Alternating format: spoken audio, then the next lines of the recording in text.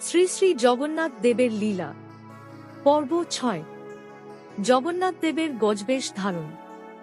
একটি সত্য ঘটনা অবলম্বনে তৈরি জগন্নাথ দেবের লীলা পর্ব অজানা রহস্য জানুন। একটি সত্য ঘটনা অবলম্বনে তৈরি করা, শুনুন শেষ পর্যন্ত। আর ভালো লাগলে সাবস্ক্রাইব করুন অজানা রহস্য জানতে। মহাপ্রভু জগন্নাথের পরম ভক্ত ছিলেন গুজরাতের সাধক পুরুষ শ্রদ্ধেয় গণপতি ভট্ট। তিনি শুধুমাত্র বিষ্ণুর পূজারাধনা করতেন, তবে গণপতি ভট্টর একই সঙ্গে বিশ্বাস ছিল প্রভু জগন্নাথই পরম ব্রহ্ম। তাঁর শ্রীচরণে ঠাঁই পেলে দেহবন্ধন থেকে পুরোপুরি মুক্ত হওয়া যাবে। যেমন ভাবনা তেমন কাজ। যাত্রা শুরু করলেন পুরীধামের উদ্দেশ্যে। পথে পুরী শহরের কাছে আঠারনালার কাছে মহাপ্রভুকে দর্শন করে ফিরে আসা কয়েকজন ভক্তের সঙ্গে দেখা হলো। গণপতি জানতে চাইলেন তাঁরা কেউ জগন্নাথকে দর্শন করেছেন কিনা।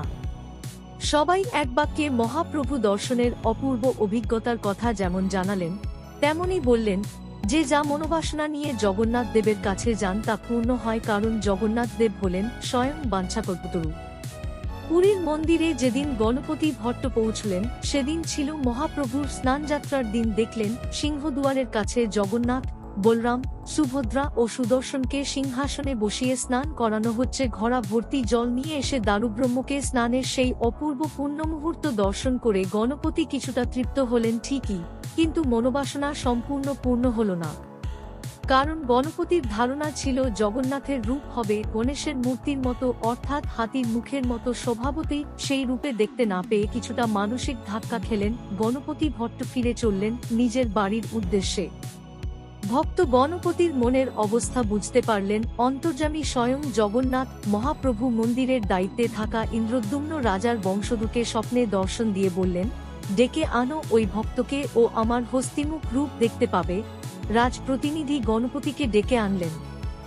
সেদিন মহাপ্রভুর ভোগ গ্রহণের সময় চলছিল। ভট্ট দরজার ফাঁক দিয়ে দেখলেন স্বয়ং মহাপ্রভু সুর দিয়ে রাধা ভোগ গ্রহণ করছেন। দেবতার এই নতুন রূপ হস্তিমুখ দর্শন করে অভিভূত ভট্ট দেবতার পায়ে নিজেকে সমর্পণ করেন।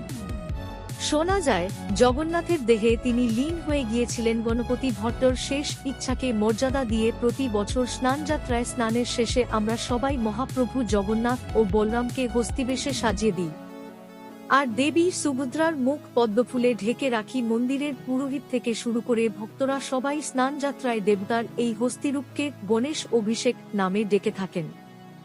ধন্যবাদ।